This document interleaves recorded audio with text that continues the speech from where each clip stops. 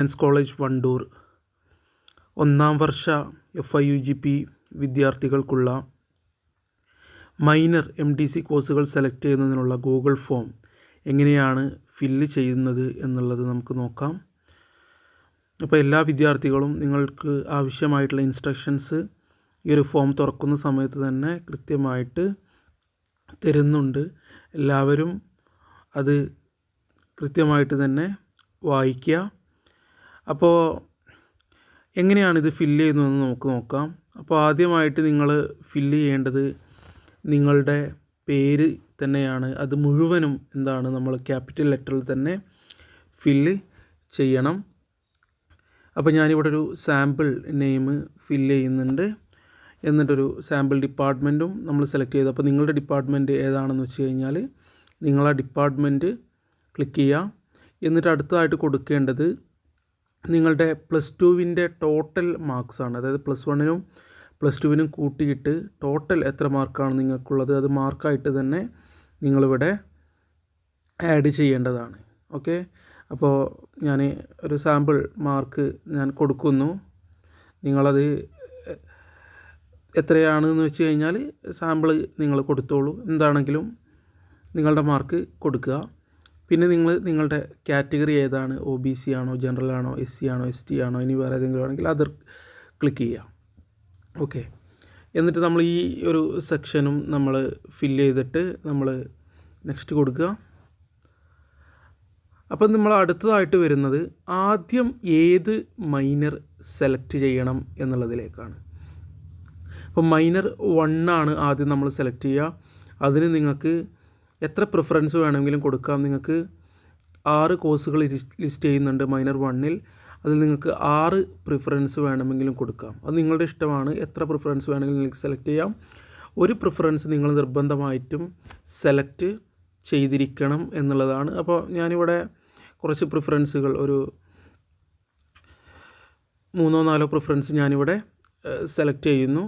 നിങ്ങൾക്ക് നിങ്ങളുടെ ഇഷ്ടം പോലെ പ്രിഫറൻസ് നിങ്ങൾക്ക് സെലക്ട് ചെയ്യാം. എത്ര പ്രിഫറൻസ് വേണമെങ്കിലും ആവാം. 6 മുഴുവനും കൊടുക്കണം നിർബന്ധമില്ല. എന്നാൽ 6 കൊടുത്താലും പ്രശ്നമില്ല. പക്ഷേ നിർബന്ധമായിട്ടും ഒന്നെങ്കിലും നിങ്ങൾ കൊടുത്തിരിക്കണം. എന്നാലേ നിങ്ങൾക്ക് അടുത്ത സ്റ്റെപ്പിലേക്ക് പോവാൻ സാധിക്കുകയുള്ളൂ. ഇനി അടുത്ത സ്റ്റെപ്പിൽ നമ്മൾ ചെയ്യുന്നത് മൈനർ 2. ഇതേപോലെ തന്നെ മൈനർ 2 ലിസ്റ്റ് ചെയ്തിട്ടുണ്ട്.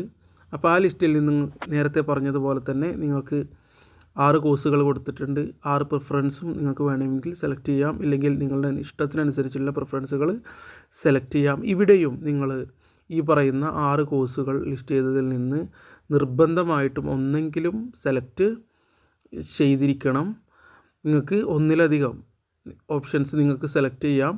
നമ്മുടെ സീറ്റ് അവൈലബിലിറ്റിക്ക് അനുസരിച്ച് നിങ്ങളുടെ +2 മാർക്കിൻ്റെ അടിസ്ഥാനത്തിലായിരിക്കും ഈ പറയുന്ന കോഴ്സിൻ്റെ അലോക്കേഷൻ നടത്തുക. അപ്പോൾ നിങ്ങൾ സാമ്പിൾ നിങ്ങൾക്ക് എത്ര വേണമെങ്കിലും കൊടുക്കാം. ഞാനിവിടെ കുറച്ച് സാമ്പിൾ കൊടുത്തിട്ടുണ്ട്. എന്നിട്ട് അടുത്ത ഘട്ടത്തിലേക്ക് പോവുകയാണ്. അടുത്ത ഘട്ടത്തിൽ വരുന്നത് MDCയുടെ സെലക്ഷനാണ്.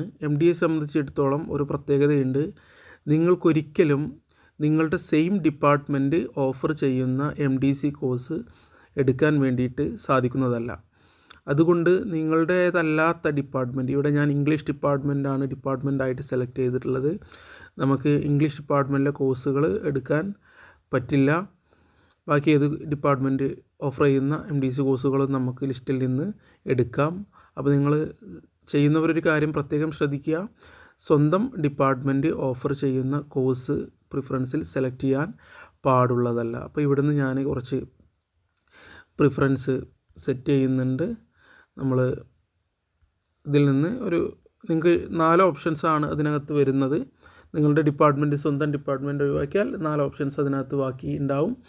അപ്പോൾ അത് നിങ്ങളുടെ ആവശ്യാനുസരണം നിങ്ങൾക്ക് MDC എത്ര വേണമെങ്കിലും സെലക്ട് ചെയ്യാം. നമ്മൾ അവൈലബിലിറ്റിക്ക് അനുസരിച്ചായിരിക്കും അലോട്ട് ചെയ്യുക. ഇത്രയും ഫില്ല് ചെയ്ത് കഴിഞ്ഞാൽ നിങ്ങൾ സബ്മിറ്റ് കൊടുക്കുക. നിങ്ങൾക്ക് ഒരു പ്രാവശ്യം മാത്രമാണ് ഒരാൾക്ക് സബ്മിറ്റ് ചെയ്യാൻ കഴിയുക. അപ്പോൾ അതുകൊണ്ട് തെറ്റിക്കാതെ കൃത്യമായിട്ട് ഇൻസ്ട്രക്ഷൻസൊക്കെ വായിച്ചുകൊണ്ട് വീഡിയോ മുഴുവനായിട്ടും സംശയമുണ്ടെങ്കിൽ വീണ്ടും കണ്ടുകൊണ്ട് നിങ്ങൾ തെറ്റിക്കാതെ എന്ത് ചെയ്യണം, ഫോം ഫില്ല് ചെയ്യണം. എല്ലാവർക്കും വിജയാശംസകൾ നേരുന്നു.